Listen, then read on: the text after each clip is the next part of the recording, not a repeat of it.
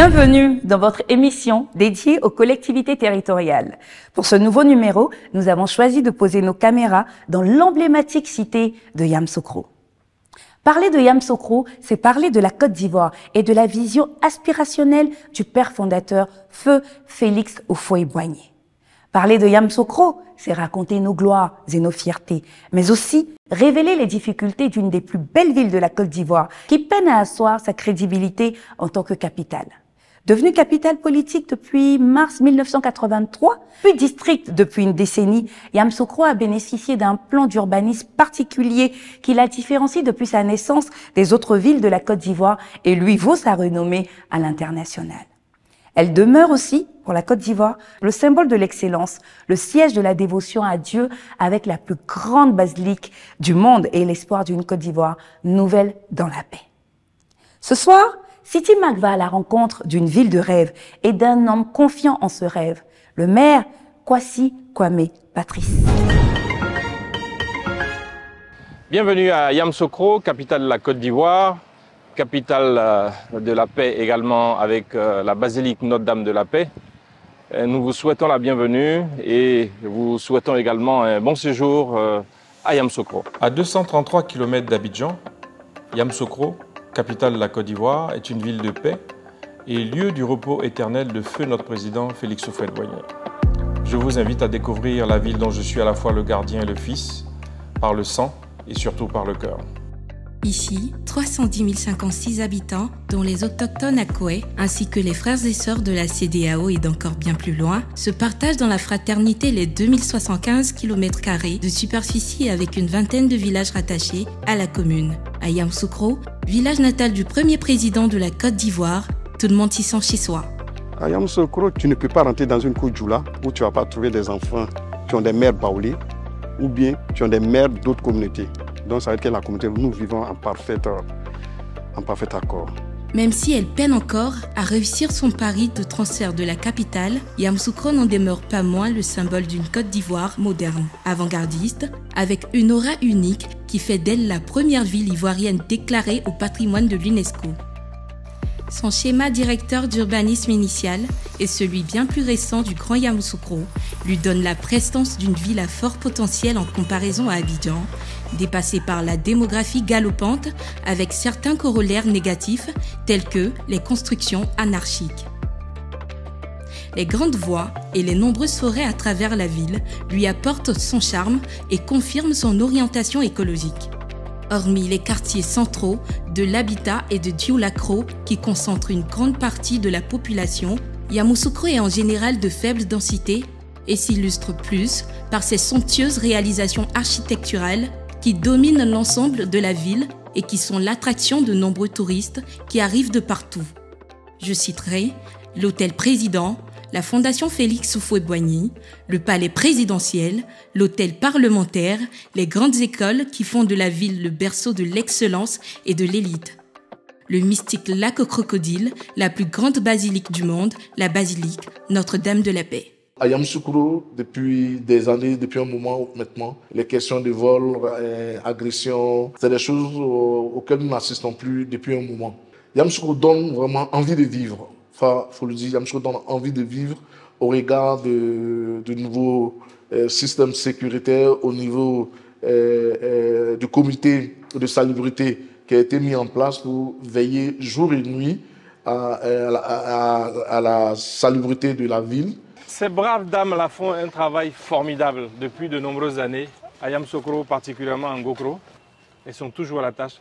Vous voyez, l'enceinte du dispensaire actuellement est en train d'être nettoyée par ces dames-là.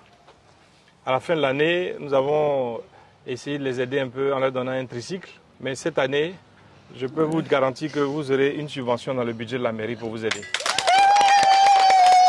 Yamoussoukro, le lycée mixte que j'ai fréquenté, j'ai eu l'honneur de fréquenter, fut à l'époque l'un des meilleurs établissements qui faisait la fierté du pays. On avait aussi les meilleurs enseignants. Toute l'Afrique se retrouvait à Yamoussoukro. Le lycée mixte m'a beaucoup apporté. Beaucoup. On faisait du sport, on allait au gymnase, on avait tout ce qu'il fallait pour réussir. vraiment Yamoussoukro, je suis fière et vraiment d'avoir appartenu à cet établissement prestigieux qu'est le lycée mixte. Mon rêve pour tout habitant de Yamoussoukro, c'est que l'élan du transfert de la capitale avancé par M. Emmanuel Dulot, paix à son âme, dans les années 80 à l'Assemblée nationale, à l'hémicycle de l'Assemblée nationale de Côte d'Ivoire, que cette volonté soit traduite effectivement dans les actes et que Yamoussoukro soit dans ses habits de capitale, véritable capitale de la Côte d'Ivoire. Venir en tourisme en Côte d'Ivoire sans faire un tour à Yamoussoukro laisse un goût d'inachevé. Tous ceux qui y sont venus vous le diront. Sous le tracé de l'autoroute du Nord, Yamoussoukro vous accueillera avec ses rues animées, ses maquis et ses offres en divertissement et en gastronomie dans le pays baoulé, et du savoir culinaire venu d'ailleurs. À Yamoussoukro, on n'est pas dépaysé. Le commerce bouillonne du fait de son emplacement stratégique à un carrefour menant vers les grandes villes du centre, de l'ouest et du nord, notamment Bouaflé, Daloa, Bouaké, Mans, Korogo, Ferkessédougou, pour ne citer que celle-là. Yamoussoukro se positionne comme un véritable connecteur de peuple. Au niveau de Yamoussoukro, notre mets spécial, c'est le guaguassou. Le guaguassou, il y a deux, mais le guaguassou est plus fréquent parce qu'il y a le djumblé. Mais le guaguassou, c'est spécial parce que ça se prépare beaucoup dans les maquis, qui se prépare avec du gombo bien frais, avec du piment. Le piment, le baoulé appelle ça djagouin. Yamoussoukro est aussi une ville avec un patrimoine culturel et artistique qui fait la fierté de notre pays. Elle est la ville du Goli qui crée des émulations et inspire la K-pop dans les pays lointains de l'Asie. Elle est le fief d'un bon nombre de personnalités emblématiques qui ont contribué au rayonnement de la Côte d'Ivoire. Le père fondateur Félix Houphouët-Boigny, les maires Jean Konan-Banny, Konan Fernand, le premier ministre Charles Konan-Banny. Longtemps resté en léthargie, Yamoussoukro retrouve peu à peu de sa superbe grâce aux grandes rénovations, d'abord pour la Cannes qui a vu le sacre de la Côte d'Ivoire, mais aussi et surtout pour la matérialisation de son positionnement en tant que capitale de la Côte d'Ivoire. Comme une prémonition, le vœu du maire Kakapé retentit dans les rues de Yamoussoukro. Demain, assurément sera meilleur pour Yamoussoukro et ses habitants. Après cette immersion dans notre belle capitale de Yamoussoukro, nous avons été reçus par le maire Kwasi Kwame Patrice afin d'en savoir un petit peu plus sur lui, mais aussi pour connaître ses projets de développement. C'est tout de suite dans City Meet. Kwasi Kwame Patrice est né le 2 décembre 1962 à Daloa. Il est marié, père de 5 enfants et grand-père d'un petit-fils depuis 10 mois. Au terme de son parcours académique, Maître Kwasi Kwame Patrice a obtenu une maîtrise de droit privé, option carrière juridique, puis le certificat d'aptitude à la profession d'avocat, CAPA, à l'université d'Abidjan-Cocody en 1993. Il entamera sa carrière professionnelle en 1993 au sein du cabinet du maître René Bourgoin en qualité d'avocat stagiaire, puis en 1995 en tant qu'avocat collaborateur. 2 ans plus tard, par son abnégation au travail bien fait et par la qualité de ses prestations, il est coopté comme avocat associé au cabinet Bourgoin et Kwasi, et à ce jour au cabinet Emeritus. Au fil des années, il est devenu une référence au barreau de la Côte d'Ivoire. Toutes ces choses qui ont permis à Maître Kwasi Kwame Patrice d'être membre du Conseil de l'Ordre des avocats en qualité de trésorier et du conseil d'administration de la CAPA, puis vice-président de l'association sportive et culturelle du bureau et présentement du barreau de la Côte d'Ivoire à la commission électorale indépendante de 2005 à 2011. En décembre 2016, il fait son entrée au Parlement ivoirien après une large victoire dans la circonscription électorale de Yamoussoukro commune et devient également secrétaire du bureau de l'Assemblée nationale et membre de la commission Sécurité-Défense.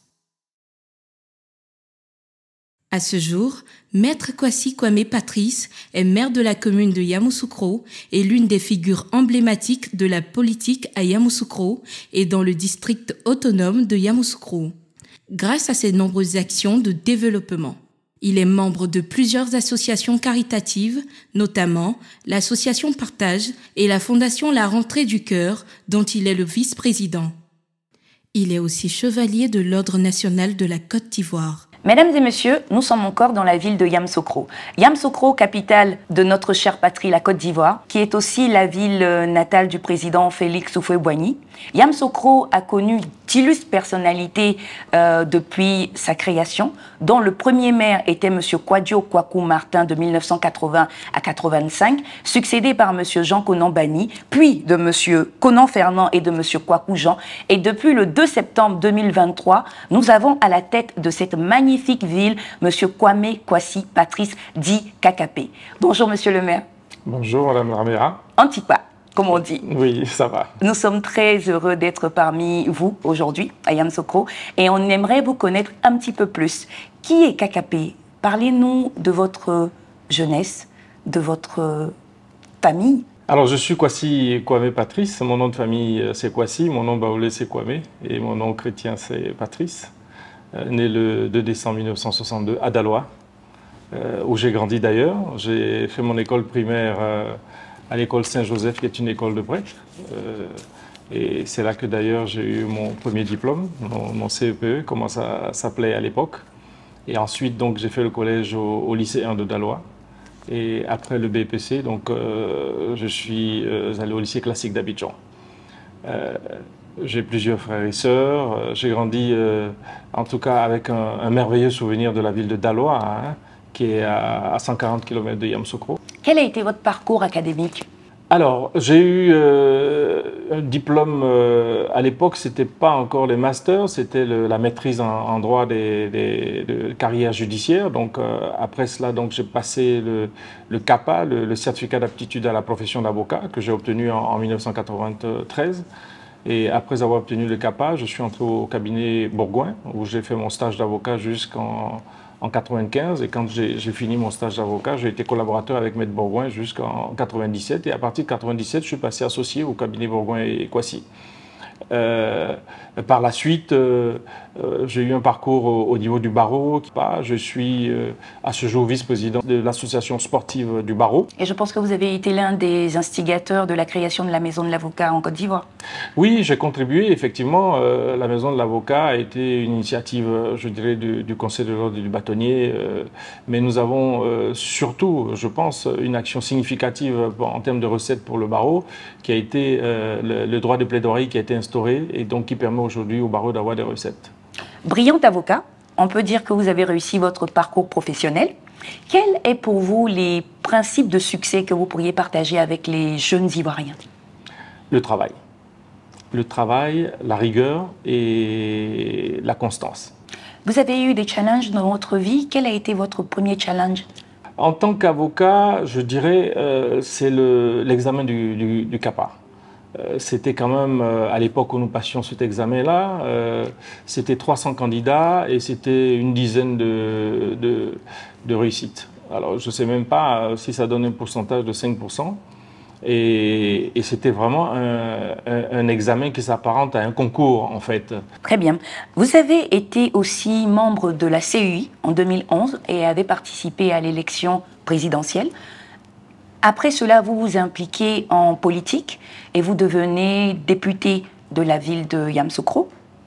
Quelle a été la raison de votre engagement en politique, j'entends? Alors, je suis venu en politique d'abord parce que le bâtonnier de l'Ordre des avocats de l'époque, Maître Claude Maintenon, décide que je représente le barreau au sein de la CEI en 2005, en prévision de l'élection présidentielle qui devait se tenir en 2005. Et de report en report, nous nous retrouvons donc en 2010 à organiser l'élection présidentielle au sein de la CEI. Et donc c'est de l'intérieur que j'ai pu voir un peu comment le visage de la politique en Côte d'Ivoire. Je me rends compte que pour faire changer les choses, il faut s'impliquer et il faut aider à faire bouger les lignes. Et on ne s'implique pas en restant les bras croisés, en restant à la périphérie. En ma qualité d'avocat, je pense que j'étais tout outillé pour pouvoir être un bon représentant à l'Assemblée nationale. Vous C'est quoi un maire? Pour moi, un maire, la première chose, c'est d'abord l'écoute. L'écoute, être à l'écoute d'une population et traduire donc les préoccupations de ces populations en termes de développement local. Et à la différence d'un député, le maire a l'avantage d'avoir un budget. C'est vrai que nous n'avons pas de budget qui soit toujours à la hauteur des attentes des populations, parce qu'il y a une confusion qui est faite entre la compétence locale et la compétence nationale. Il y a des choses qui relèvent en fait du gouvernement, qui ne relèvent pas du maire, mais malheureusement les populations ne comprennent pas toujours et elles ont beaucoup d'attentes en ce qui concerne les élus locaux. Et votre prise de fonction a-t-elle impacté votre perception depuis lors? Oui, nous avons beaucoup de challenges à relever au niveau local et nous n'avons pas suffisamment de moyens pour le faire. Et donc le premier challenge, ça a été donc de relever le niveau des recettes propres de la mairie, créer de la richesse, augmenter nos recettes propres de façon à ce qu'en face, nous puissions satisfaire les besoins de nos populations. Maître Kwasi Kwame Patrice, vous êtes connu pour votre anticonformiste. Vous vous exprimiez énormément, étiez très engagé avec des critiques rudes à l'endroit de l'État. Mais depuis un certain temps, on vous entend de moins en moins. Pourquoi? Mais parce que chacun doit faire son travail. Les députés sont dans le cadre du contrôle de l'action gouvernementale. Il appartient aux députés élus de faire ce que je faisais quand j'étais député élu. Aujourd'hui, je suis maire. Le maire a un budget à gérer, a des préoccupations, a une ville à gérer, a du développement local à faire. J'ai d'autres préoccupations aujourd'hui. Je suis passé à autre chose. J'imagine.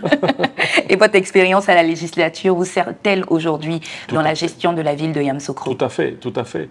À l'époque, donc, je votais des lois. Aujourd'hui, j'exécute ces lois et je les traduis donc en termes de développement local. Très bien. Monsieur le maire, nous avons une nouvelle rubrique dénommée La Voix du peuple, dont le contenu exprime les ressentis des populations. Êtes-vous disposé à entendre ce que les populations pensent de votre gestion ou de votre personne? Avec plaisir. Allons-y. Moi, personnellement, j'aime son travail. Il collabore bien avec nous. Il collabore avec toute personne, quoi. Voilà. Pauvre, riche, et tri personne. On a un gros souci de goudron dans certains quartiers, comme Makora et puis Belleville. Voilà. Et puis aussi, il y a des quartiers comme Habitat où on n'a pas de goudron. Donc, on aimerait qu'il fasse un peu d'effort pour ça. Moi, ce que je vais dire au maire, il n'y a qu'à toujours l'entretien de Yamoussoukro. Toujours propre, entretien de Yamoussoukro, ce que j'ai lui à dire. Monsieur le maire, vous avez entendu votre population. Vos avis nous intéressent? Alors, je pense qu'il y a déjà une confusion entre les compétences du gouvernement et celles des élus locaux. La question des bitumes, la mairie n'a pas les moyens de construire des routes. Tout au plus, nous pouvons faire du reprofilage dans les villages, ça se limite à là. Nous n'avons pas du tout la compétence ni les ressources financières pour construire des routes. Et très souvent, la population donc, fait cette confusion entre les compétences du gouvernement et celles de leur élu local. Nous avons également des questions de salubrité qui se posent avec acuité au niveau de Yamoussoukro. Tout ce qui est ramassage d'ordures ne relève plus de la compétence des mairies depuis de nombreuses années, c'est la NAGED qui gère cela. Mais nous ne restons pas les bras croisés, nous avons réactivé le comité de salubrité au niveau de Yamoussoukro de façon à coordonner l'action de tous les intervenants dans ce domaine-là. Parce que jusqu'à présent, ce que nous avons constaté, c'est que le DR de la salubrité faisait son travail de son côté, la NAGED de son côté, la mairie également sur ce qu'elle pouvait faire. Et nous avons pensé qu'il était bon de réactiver le comité de salubrité au niveau de Yamoussoukro de façon à coordonner l'action de tout le monde. Vous êtes en fonction depuis 6 mois et votre mandat va durer 5 ans. On aimerait avoir, si possible, les grands axes de votre programme. Notre première préoccupation, ce serait de construire au plus tôt 3 marchés.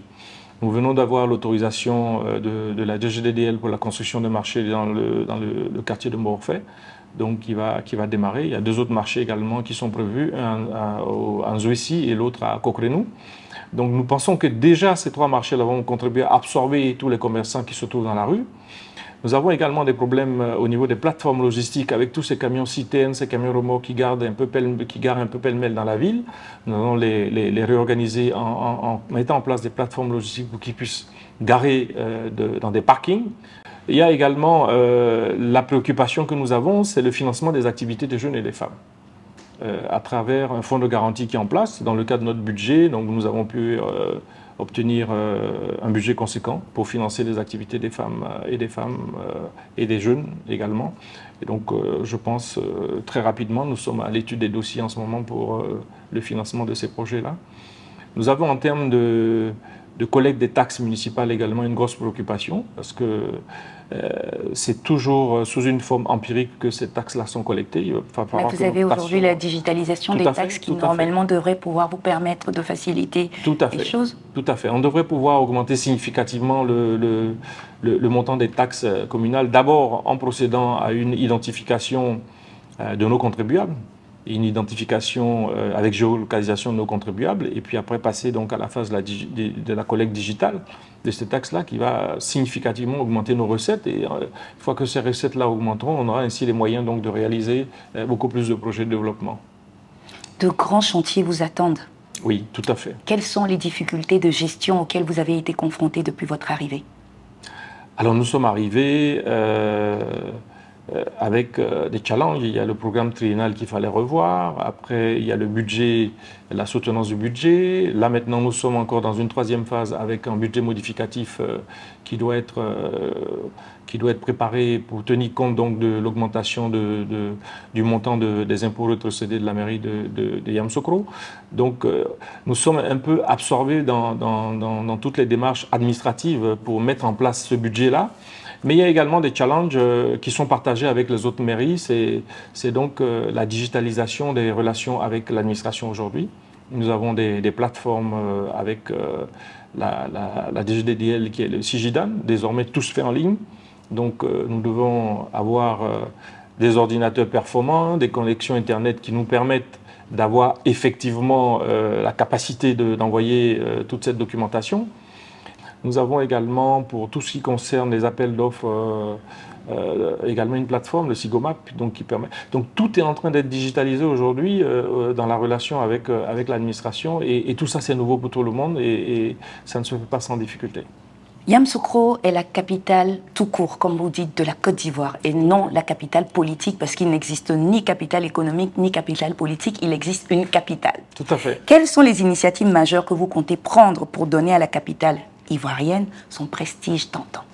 Pour moi, la propreté de la ville est très importante. Et c'est le premier signal qui est donné donc, à tout visiteur quand on vient dans une ville, c'est de voir, c'est la question de la salubrité. Qu'est-ce que vous faites concrètement pour le transfert de la capitale? Deux choses principales. La première, c'est d'identifier à notre niveau, en tant que mairie, quelles sont les infrastructures de base nécessaires pour accueillir donc, le transfert de la capitale. La deuxième chose qui me semble tout aussi importante, on ne peut pas envisager le transfert de la capitale sans qu'il y ait un organe chargé de réfléchir sur le transfert et d'exécuter l'étude qui sera donc faite par rapport au transfert de la capitale.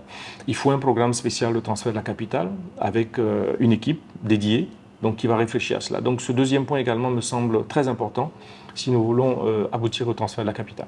Vous avez 45 secondes, Monsieur le maire, avant que nous terminions notre interview, afin de pouvoir appeler la population ivoirienne, des investisseurs de l'étranger ou des investisseurs nationaux à venir vivre ou investir tout simplement dans votre capitale, dans votre belle ville de Yamoussoukro. Top chrono, c'est parti. Yamoussoukro a été conçu par le président Félix Houphouët-Boigny pour être une ville administrative à l'image donc de Berne, de Pretoria, de Brasilia d'ailleurs, qui a fortement inspiré donc l'urbanisme de Yamoussoukro. Et donc nous souhaitons véritablement que cette âme-là reste en tant que ville administrative, avec le transfert des ambassades, des institutions et du gouvernement, mais surtout également avec les grandes écoles, les universités. Nous appelons de tous nos voeux donc les investisseurs pour venir implanter donc, de grandes écoles et de grandes universités à Yamoussoukro. Vous semblez en tout cas avoir une vision très claire de votre capitale, donc de votre ville. Et nous souhaitons réellement que vous puissiez, au bout de votre mandat, pouvoir réaliser et atteindre vos différents objectifs. Merci, Monsieur le maire. Notre interview touche à sa fin. Merci, Madame Dramela. Est-ce que vous avez un mot pour vos populations? Vous savez, ça fait, aujourd'hui, nous sommes au mois d'avril, ça fait exactement 7 mois que nous avons pris fonction au niveau de la mairie. Je sais que les attentes sont nombreuses. je leur demande d'être patients. Nous allons commencer très bientôt donc, des tournées dans les villages et des rencontres avec les communautés à travers des organes que nous avons mis en place, tels qu'un conseil consultatif pour recueillir les avis des populations. C'est bien que notre action soit challengée de l'extérieur et donc nous avons mis un conseil consultatif en place avec des représentants des villages, des représentants des commerçants, des représentants des femmes, des jeunes, de façon à ce qu'eux puissent nous donner leur ressenti et qu'on puisse corriger en fonction de cela donc, notre action. Rendez-vous en 2028 pour votre bilan. Merci. Nous sommes venus, nous avons vu et nous repartons convaincus que Yamoussoukro est sur la route d'un réel développement local. Je vous remercie. En tant que capitale politique et administrative, elle offre en plus un terreau fertile pour les investissements et les opportunités économiques. De l'agriculture florissante, principale activité, au marché dynamique, en passant par le boom immobilier actuel, Yamoussoukro est la destination business du moment. Quelle belle aventure! Yamoussoukro regorge de potentialités et de trésors et j'espère que ce numéro vous a permis d'en savoir un peu plus sur la ville, mais aussi de vous évader. Je vous invite à revoir l'émission sur votre chaîne préférée, la RTI 1, ou sur nos réseaux sociaux. À très bientôt pour un nouveau numéro de City Mag.